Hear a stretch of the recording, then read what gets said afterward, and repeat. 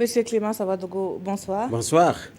Alors, où en est-on justement avec le dialogue entre le gouvernement et le syndicat? Est-il toujours de mise, ce dialogue? Oui, le dialogue social entre le gouvernement et les partenaires sociaux d'une manière générale, en particulier avec les syndicats, se porte bien. Je le dis d'autant plus que vous l'aurez constaté, le gouvernement, avec à sa tête le Premier ministre lui-même, a régulièrement rencontré les organisations syndicales de notre pays sur toutes les questions qui ont fait l'objet de préoccupations. Déjà en février, il y a eu la grande rencontre gouvernement-syndicat qui a duré plus d'une semaine.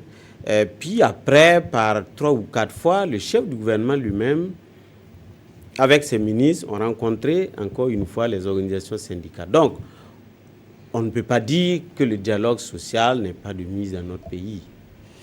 Alors, en cette fête de 1er mai, une augmentation des salaires et des pensions de 25% et ce à compter du 1er janvier 2017, mais également le relèvement du SMIC à 50 000 francs. Est-ce que ces éléments contenus dans la plateforme minimale de l'unité d'action syndicale est réalisable? Nous ne les balayons pas d'un revers de la main, mais évidemment, ce sont des revendications qui étaient déjà dans les anciens cahiers de doléances, sur lesquelles, je vais dire, nous discutons avec les organisations syndicales. Il faut se dire que dans le secteur public du Burkina Faso, il y a quand même eu une nette évolution des rémunérations ces dernières années. Ça, il faut le dire. Il y a la faveur de l'application de la loi 081, il y a encore eu des efforts qui ont été faits. Vous avez bien suivi tout ça. Ce n'était pas facile pour le nouveau gouvernement, mais on a tout fait pour que cette loi soit appliquée avec des incidences très fortes qui ont bénéficié aux travailleurs. Il y a eu des discussions également avec des syndicats sectoriels qui ont permis de rehausser certains niveaux de rémunération, tant et si bien que aujourd'hui, on peut dire qu'il y a quand même beaucoup d'efforts qui ont été faits. La masse salariale a un poids important sur les recettes de l'État, contrairement à ce qui était dit tout de suite.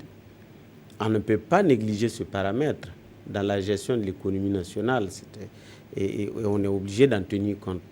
Oui, mais le secrétaire général du CGTB a aussi évoqué cette question de la corruption. Alors, est-ce que véritablement c'est le manque de ressources qui justifie peut-être la non-application de ces plateformes-là? À mon avis, la gouvernance au Burkina Faso a beaucoup évolué. Aujourd'hui, vous trouverez très rare de dénonciation de cas de corruption, de cas de malgouvernance dans notre pays. Le pillage des ressources par des manias ou par une oligarchie, par des clans familiaux, etc. Ça a disparu dans notre pays. Le président du Faso lui-même, le président Roch Marc Christian Kaboré, il veille comme vraiment la prunelle de ses yeux. Je vous l'ai dit parce que j'en sais quelque chose. Il veille lui-même à ce que tous les paramètres de bonne gestion soient affichés au Burkina Faso. Donc, quand on évoque quelques cas de des gens qui doivent aux impôts, etc., ça existe et ça existera toujours. Mais dans quelle proportion?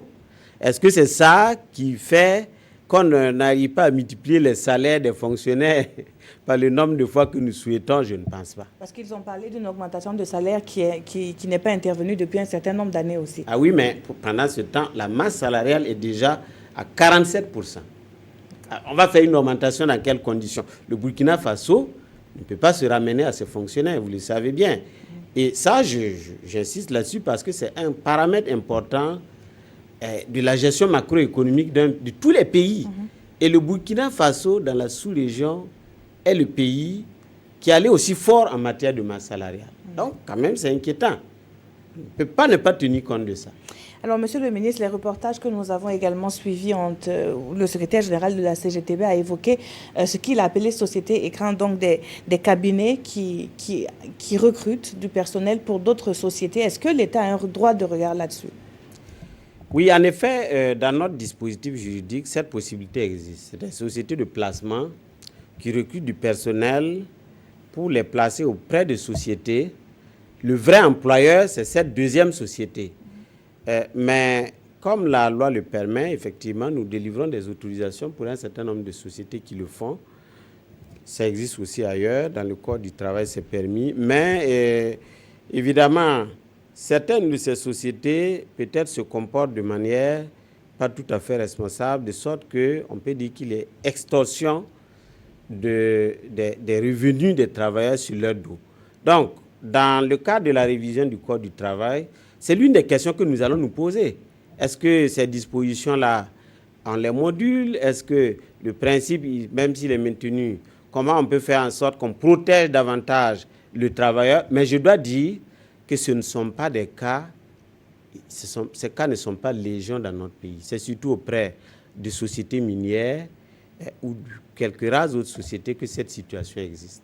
Et donc, des solutions seront forcément trouvées, vous l'avez dit, Absolument. dans le cadre de la relecture. La relecture de la loi, elle est en cours. Nos services travaillent dessus sur la base d'un certain nombre de réflexions que nous ont servi le Bureau international du travail et sur la base de notre propre expérience, de notre vécu quotidien.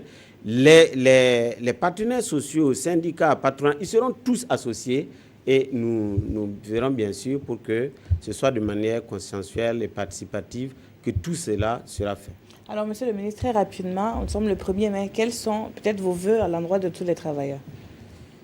Eh bien, nos vœux, heureusement d'ailleurs, par votre chaîne, nous avons eu l'occasion d'adresser nos vœux, les vœux du gouvernement à l'ensemble des travailleurs, des travailleuses de notre pays. Nos vœux sont des vœux de prospérité, de santé et aussi d'approfondissement du dialogue social dans notre pays. Vous voyez, notre pays est à un carrefour important. Nous devons marquer le saut qui est nécessaire, obligatoire, pour pouvoir passer à une autre étape de la construction de notre pays. Et cela nécessite beaucoup de paix sociale, beaucoup de sérénité. Je pense que les problèmes, les préoccupations, ils existeront tant que nous n'avons pas pu créer plus de richesses. Je crois que le président du FASO lui-même l'a dit plusieurs fois. Et donc, il faudrait que, quelque part, il y ait, j'allais dire, un sursaut national, un sursaut de tous les travailleurs, de toutes les forces vives de la société, pour que nous puissions travailler d'arrache-pied, créer des richesses dans une gouvernance vertueuse pour atteindre donc les objectifs qui sont ceux du peuple burkinabé. Merci à vous, monsieur le ministre, d'avoir été sur ce plateau à l'occasion donc de ce premier. Merci à vous également, les travailleurs, la presse. Merci.